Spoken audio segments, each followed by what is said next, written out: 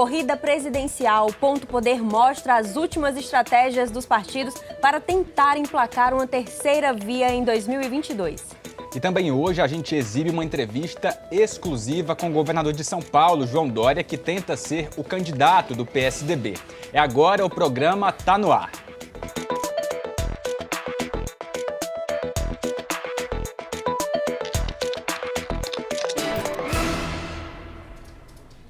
Olá, seja muito bem-vindo ao Ponto Poder. O programa está só começando e hoje, time completo. William Santos está de volta das férias. Time completo, já de volta, Jéssica, numa semana bastante movimentada na política. A gente, claro, aqui preparado para deixar quem está em casa por dentro de tudo que está acontecendo. É isso aí, olha só, teve o resultado na eleição de Jaguaruana, né? Foi o quarto município no Ceará a ter novas eleições desde 2022.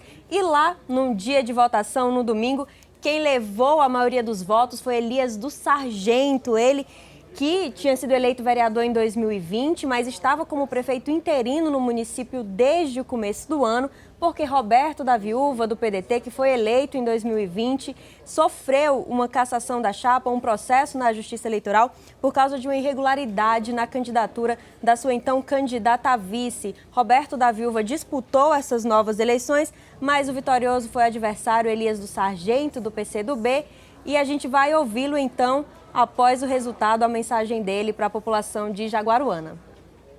Hoje eu não sou o prefeito de 11.603 votos que eu obtive ontem nas urnas, sou o prefeito de 35 mil habitantes de Jaguaruana.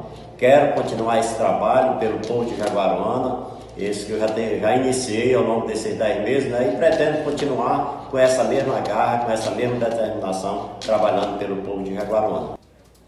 E agora, após eleições, a polícia segue investigando suspeita de compra de votos. Algumas pessoas foram ouvidas ainda no domingo, mas a polícia segue investigando, então a gente vai aguardar os desdobramentos. É isso, bom lembrar que Jaguaruana, como a Jéssica colocou, é o quarto município cearense a eleger novos prefeitos só neste ano aqui no estado. Também teve eleição suplementar em Missão Velha, Martinópole e Pedra Branca já em 2021 e até o fim do ano, marcadas aí para o dia 5 de dezembro, outros dois municípios também terão eleições suplementares para a eleição de novos prefeitos. São eles o município de Barro e também Viçosa do Ceará. A gente agora continua falando de eleição, mas, Jéssica, agora a gente vai para a corrida presidencial. Isso porque a gente tem visto aí frequentemente no noticiário político nacional o surgimento e novos movimentos dos nomes que são colocados como possíveis nomes aí numa terceira via na disputa pela presidência da República no ano que vem. Os partidos tentam ainda emplacar esses nomes e a gente preparou algumas telas para mostrar para você que está em casa quais são os principais colocados até o momento. Vamos conferir, olha só, a gente tem alguns partidos já elencando aí pré-candidatos. O PDT tem Ciro Gomes, que teve a pré-candidatura suspensa por ele mesmo na semana passada, por conta da votação da PEC dos precatórios, mas ele deve se manter sim como pré-candidato à eleição do ano que vem. No PSDB, a gente vai falar ainda mais desse assunto no programa de hoje. Há uma disputa interna para saber quem vai ser o pré-candidato do partido. 3 nomes estão colocados, os 2 principais são esses aí que você está vendo. João Dória, governador de São Paulo, e Eduardo Leite, governador do Rio Grande do Sul. Além deles, Arthur Virgílio, ex-prefeito de Manaus, também disputa as prévias internas do partido. Mas a polarização deve ficar mesmo entre esses dois. E o apresentador, né, mas que agora não está mais na TV, José Luiz da Atena, se filiou ao PSL e também é cotado como pré-candidato do partido à presidência no ano que vem, Jéssica. Mas vamos ver outros nomes, porque essa estratégia da terceira via ela está bastante disputada e tem agora um fator recente das últimas semanas, que é essa possibilidade mais real de candidatura do ex-juiz Sérgio Moro. Por enquanto, ele não está afiliado a um partido, mas ele deve se filiar amanhã ao Podemos. Então, é um nome aí que entra com bastante força nessa estratégia da terceira via, com expectativas, forças ainda hão de ser avaliadas, né, nos próximos meses. E, além dele, Rodrigo Pacheco, presidente do Senado, que mudou de partido, agora está no PSD também e promete vir com essa estratégia de ser candidato também a presidente da República. E, além deles, pelo DEM, o ex-ministro da Saúde, Luiz Henrique Mandetta, que atuou, inclusive, no governo federal no início da pandemia da Covid-19. É isso, a gente tem ainda em uma outra tela, olha só, para mostrar para você outros nomes que também são cotados como pré-candidatos, alguns já veteranos na política, outros que parecem ser aí cotados para a primeira eleição presidencial, se de fato se confirmarem como candidatos. No MDB, a cotada até o momento é a senadora Simone Tebet, que já tentou ser presidente do Senado e agora está aí sim com essa pretensão presidencial. Na Rede Sustentabilidade aparece novamente o nome da Marina Silva, que já disputou outras eleições, já é um nome conhecido do eleitorado e que está sim sendo colocada também para a eleição do ano que vem. E aí a gente tem outros dois nomes também cotados para 2022. No Cidadania, o senador Alessandro Vieira, que acabou ganhando uma projeção nacional na CPI da Covid, que a gente vem acompanhando no Ponto Poder. E pelo Partido Novo, Felipe Dávila, que é cientista político, empresário e deve ser o nome escolhido pelo Partido Novo para o ano que vem. E para nos ajudar a entender um pouco melhor desse cenário disputadíssimo, a gente chama agora para o Ponto Poder o professor cientista político Cleiton Monte, que, olha só, tem uma missão aqui de tentar costurar um pouco quem são essas figuras disputando a terceira via. Professor Cleiton, seja muito bem-vindo ao Ponto Poder. E eu começo perguntando ao senhor justamente por essa estratégia do Ciro Gomes de suspender a candidatura na semana passada, ele que se coloca aí já há bastante tempo como um pré-candidato, é um nome que aparece muito como certo nessa disputa, mas que colocou isso em dubiedade, né? Eu gostaria de saber do senhor quais são os desafios dele para chegar com força, para chegar com alguma estratégia mais firme em 2022. Primeiro, eu quero agradecer o convite do Ponto Poder. E, sendo bem direto, o primeiro desafio do Ciro é unificar o próprio partido dele, o PDT. Tá? Aliás, esse é o desafio de qualquer candidato. Se ele não tiver unidade dentro do partido, não tem como formar alianças, não tem como buscar palanques. Então, o primeiro desafio do Ciro, e é essa a empreitada dele nesse momento, na discussão da PEC dos precatórios, é conseguir com que a bancada do partido, o diretório do partido, o diretório nacional, todas as pessoas, todos os integrantes do PDT possam abraçar a sua campanha, porque a partir do momento que isso acontece, ele vai ter mais força, vai ganhar mais legitimidade para buscar mais alianças. Essa é a primeira empreitada dele, e por isso que ele suspendeu a sua pré-candidatura, porque havia uma contradição muito flagrante entre o que ele denunciava, a crítica que ele fazia e o voto dos deputados do PDT. Professor Cleiton, agora a gente continua falando desse assunto. Importante lembrar que a gente está falando de terceira via, mas os dois candidatos que, por enquanto, lideram as pesquisas já são nomes conhecidos, tidos já como candidatos certos por aliados. São eles o ex-presidente Lula, do PT, e o presidente Jair Bolsonaro, que, ao que tudo indica, pode se filiar ao PL para a próxima eleição. É sobre Bolsonaro que tem relação à minha próxima pergunta, porque o nome do ex-juiz Sérgio Moro, o ex-juiz que disse que, em certo momento, não seria colocado na política, não entraria na política, depois virou ministro, agora é cotado como candidato. Professor, em que medida a entrada de Moro nesse jogo pode afetar os planos de Bolsonaro, então, para uma eventual tentativa à reeleição? Perfeito. Um dos discursos que Bolsonaro vem utilizando bastante, ele utilizou, inclusive, na conferência da ONU, na abertura dos trabalhos da ONU, é dizer que em seu governo não teve corrupção. Ele utiliza... A gente teve um probleminha técnico com a conexão do professor Cleiton Monte, mas olha só, já voltamos então, vamos voltar aqui com o professor Cleiton? Ótimo, o senhor já voltou aqui com a gente, professor Cleiton, por favor, pode continuar. Aí o que acontece? O presidente Bolsonaro, ele tem um discurso, ele passa a utilizar um discurso de combate à corrupção. Ele utilizou esse discurso na abertura dos trabalhos da ONU. E esse é o princípio do ministro Moro. Então, a base do ex-ministro Sérgio Moro, que é a ideia da Lava Jato, do combate à corrupção, isso pode chocar com os interesses do presidente Bolsonaro e ele pode perder aí uma fatia importante do eleitorado. Professor Cleiton, nessa disputa da terceira via, a gente sabe que ainda não há nenhuma candidatura exatamente competitiva que apareça ameaçar em um segundo lugar nessa disputa entre Lula e Bolsonaro. Os candidatos chegam a menos de 10%. Por que é tão difícil construir essa terceira via, como chamam, né, aqui no Brasil? Perfeito. São vários fatores aí. Primeiro, essa configuração de disputa entre Lula e Bolsonaro, ela está presente desde 2018, ela foi se formando. A gente teve novamente um probleminha com o professor Cleiton. Vamos ver se a gente consegue daqui a pouco recuperar a conexão para continuar falando com ele. Mas é isso, né, Jéssica? A gente tem aí um cenário de muitas pré-candidaturas nessa terceira via e fica aí, então, a pergunta para saber se alguma delas vai conseguir, de fato, se viabilizar para chegar como uma candidatura competitiva no ano que vem. Tem menos de um ano, então, para as próximas eleições e bastante trabalho. O Ponto Poder vai para um rápido intervalo. Daqui a pouco a gente está de volta e tem entrevista exclusiva com o governador de São Paulo, João Dória, daqui a pouco.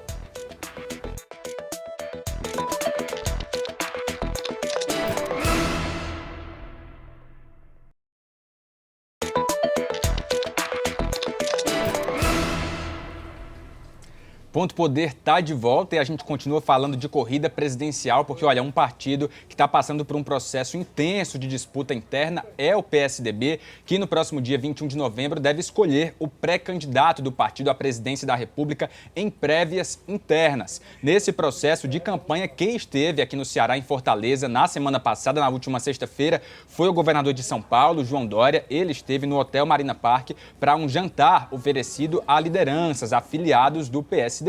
Tudo isso, claro, em busca de votos nas prévias do partido. Ele esteve acompanhado dos deputados, o deputado federal Danilo Forte, os deputados estaduais Fernanda Pessoa e Nelinho, e também compareceram a esse evento o prefeito de Maracanaú, Roberto Pessoa, e o ex-governador Lúcio Alcântara. Dessas lideranças, o Dória ele saiu daqui já com o apoio de pelo menos 3. Fernanda Pessoa, Nelinho e Danilo Forte declararam já apoio, manifestaram voto pro Dória para as prévias do próximo dia 21. Mas, claro, a campanha continua, a busca por votos continua, inclusive envolvendo aí outro candidato. Jéssica. E outro nome que está nessa disputa é Eduardo Leite, governador do Rio Grande do Sul, que aqui no Ceará tem um apoio importante do senador Tasso Gereissati, a maior liderança do PSDB aqui no estado. E o senador tem se mobilizado junto a prefeito e outros tucanos para garantir votos ao governador gaúcho. A expectativa é de que Tasso articule uma visita de Eduardo Leite à Fortaleza nas próximas semanas, ainda antes das prévias. E há um terceiro candidato na disputa, que é o ex-prefeito de Manaus, Arthur Vigílio, que tem menos força aí entre esses dois candidatos, João Dória e Eduardo Leite, que estão aí à frente nessa disputa das prévias do PSDB. Vamos voltar então com o professor Cleiton Monte, ele que esteve com a gente no bloco anterior, a gente já está aqui com ele novamente. Professor Cleiton, mostramos aí as movimentações agora no PSDB, nesse processo de prévias. O senhor falava das dificuldades da terceira via para tentar emplacar um candidato. Então, junto a essa análise, peço que, por favor, o senhor dê continuidade à sua resposta, mas também agora contemplando o PSDB, que é um partido que, desde a redemocratização, sempre protagonizou, né, eleições presidenciais e que, desde 2018, vem aí ocupando um lugar mais secundário nesse cenário nacional. Muito bem. Qual é o cenário que nós temos no Brasil atualmente? 2 candidaturas fortes, postas, e que foram se fortalecendo desde 2018, se alimentando do antagonismo uma contra a outra, né? A candidatura do presidente Bolsonaro e do ex-presidente Lula. E todos esses nomes do PSDB, Juiz Moro, Mandetta, Ciro, todos esses nomes, eles buscam se consolidar, se apresentar e ganhar status de uma terceira via. Qual é a grande dificuldade? Todas essas lideranças, isoladamente, elas têm um índice de aceitação e de intenção de voto nesse momento muito reduzido, né? Mesmo dentro do PSDB, Dória e Leite ainda são figuras que, para além do eixo Rio-São Paulo e sul do Brasil, ainda são figuras desconhecidas, né? Na região Nordeste, na região Norte.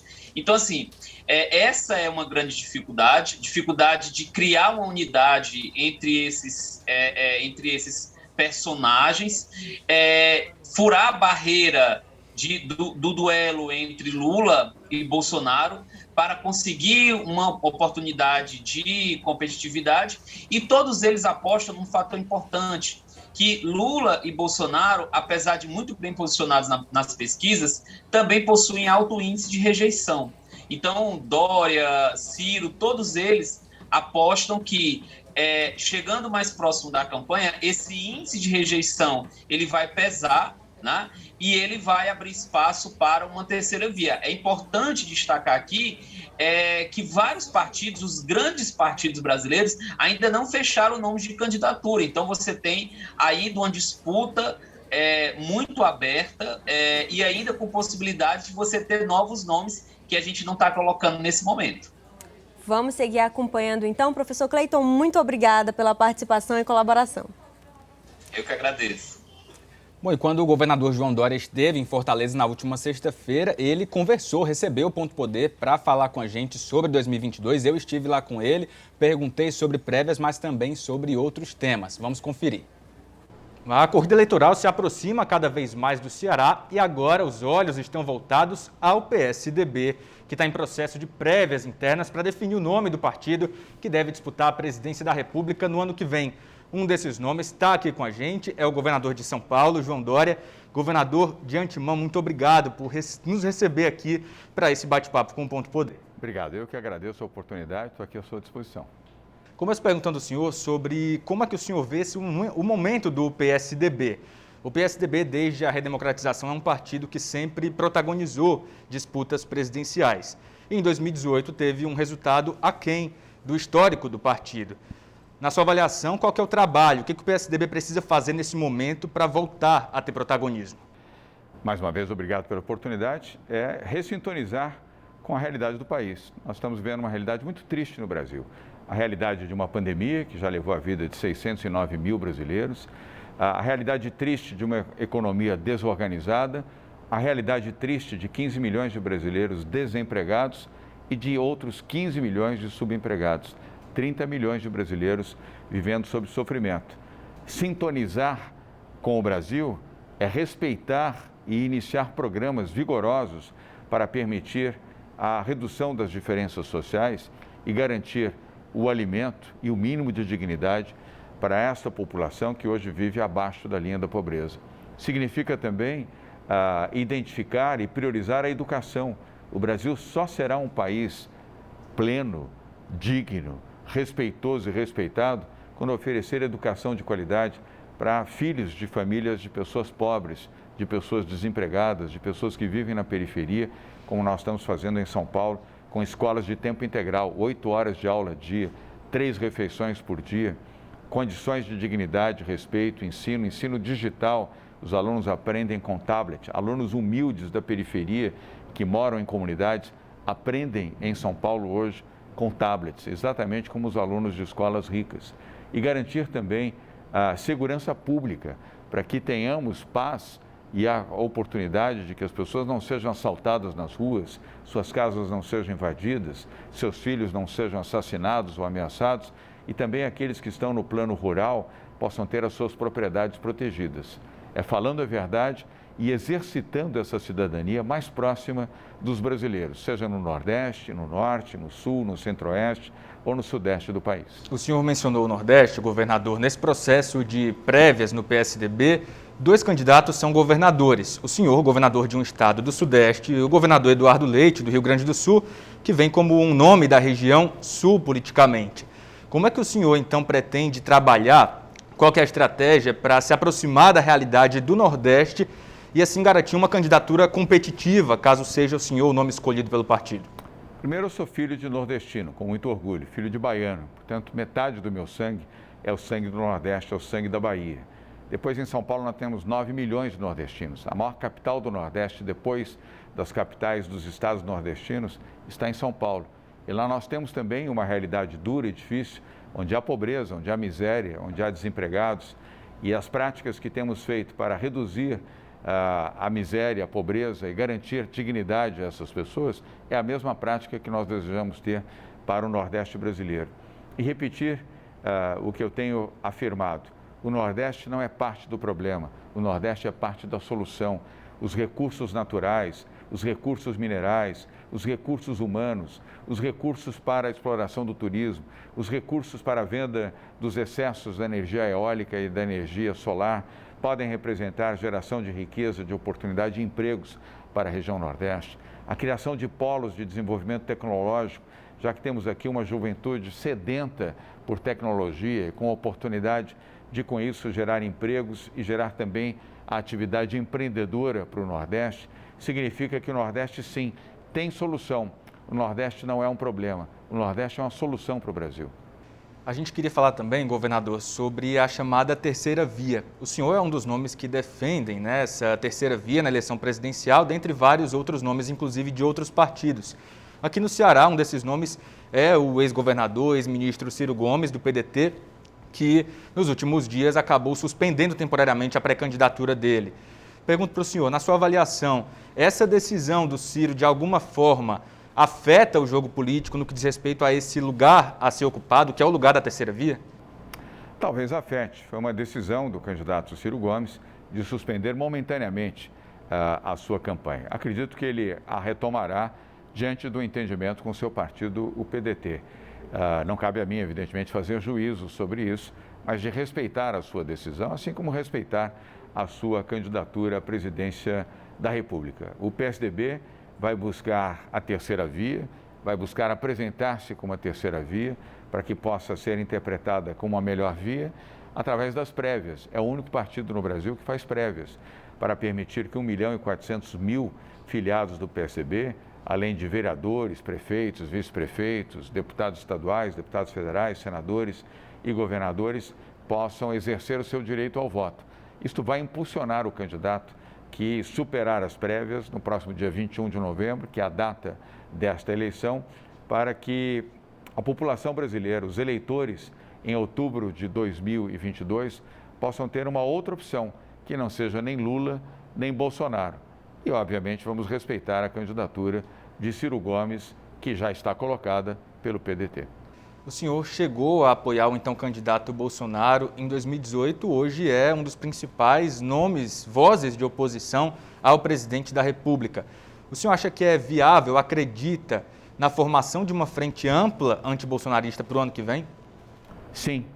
Bolsonaro não cumpriu o que prometeu. Prometeu ser um governo liberal, prometeu desestatizar a economia, prometeu respeitar a vida, prometeu respeitar os mais pobres e não fez isso. Não desestatizou a economia, não respeitou os mais pobres, desrespeitou a ameaça que se transformou em 609.000 vidas que foram perdidas com a pandemia, se distanciou da população, fez o seu governo um governo ideológico e não um governo para todos. Dizia e afirmava que queria fazer mais Brasil e menos Brasília. O que se viu ao longo desses 2 anos e 10 meses foi muito Brasília e nada de Brasil. Eu não tenho compromisso com o erro, como milhões de outros brasileiros também cometeram seu equívoco em votar em Bolsonaro. O meu compromisso é com o Brasil, com os brasileiros, com os mais humildes, com os mais simples. E é o que estamos fazendo em São Paulo, à frente do governo de 46 milhões de brasileiros que lá vivem e, repito, de 9 milhões de nordestinos que estão em São Paulo. Acredito e confio que é possível ter essa terceira via consolidada ao longo dos próximos meses. Por isso, a vantagem de estarmos praticando a democracia nas prévias do PSDB. E o tempo vai permitir a apresentação de propostas, a sensibilização para que a população brasileira saiba que há alternativa, sim, entre Lula e Bolsonaro. E uma alternativa que inspire perspectiva e esperança nos brasileiros. Governador, para finalizar, já na sua campanha ainda interna, algo que tem estado presente é a vacinação, né? O trabalho do seu governo em São Paulo para trazer a Coronavac e iniciar, dar um start na vacinação da população brasileira contra a Covid. Na sua avaliação, qual que é o peso político que essa pauta deve ter em uma eventual campanha e, na verdade, que pode já estar tendo agora já nesse processo interno dentro do partido? Você está correto, pode e já está tendo. Embora a nossa decisão da busca da vacina foi pela vida, pela ciência, pela proteção das pessoas e não com interesse eleitoral. Mas, de fato, o fato de termos trazido a Coronavac, a vacina que foi para o braço de mais de 100 milhões de brasileiros, portanto, salvando muitas vidas, a sua, provavelmente, a minha, com certeza, que eu tomei 2 doses da Coronavac no meu braço, significam, sim, a gratidão de milhões de pessoas que tiveram seus pais, seus avós, seus filhos, suas esposas, seus maridos ou as suas próprias vidas salvas pela vacina. Portanto, é um capital de vida, mais do que um capital político, é um capital de vida. A vida importa, cada vida importa. Não era uma gripezinha, não era um resfriadozinho, era uma triste pandemia que levou a vida de quase 610 mil brasileiros. E se não fosse São Paulo ter trazido a vacina a partir de janeiro do ano passado, nós certamente teríamos padecido e perdido muito mais vidas do que aquelas que tristemente já se foram. Governador João Dória, muito obrigado por ter topado a conversa com a gente, está aqui conosco falando diretamente com quem acompanha o Ponto Poder. Muito obrigado, eu que agradeço pela oportunidade e a todos que nos acompanham aqui, por favor, se protejam, se puderem, ao sair das suas casas ou dos seus trabalhos, usem máscara e estejam protegidos. Tudo vai melhorar, a perspectiva é boa, a vacinação avança, a redução de casos de óbitos também diminui. E quem sabe possamos ter um final de ano com mais alegria, podendo até mesmo estar sem as máscaras, abraçar, beijar as pessoas que gostamos e voltar a celebrar o Brasil que nós perdemos ao longo desses últimos 2 anos. É o que todo mundo espera. Bom, a gente fica por aqui e, claro, continua acompanhando os resultados, as repercussões, como é que vai ser esse processo até o PSDB definir o nome que deve disputar a presidência pelo partido no ano que vem. Eu volto com você, Jéssica. E o Ponto Poder vai ficando por aqui. Você pode rever o programa no canal do YouTube, Ponto Poder. Vai lá, segue o canal e acompanha aí as últimas informações da política. A gente volta a se encontrar na próxima terça-feira. Uma excelente semana para você. Muito obrigado pela sua companhia e até lá.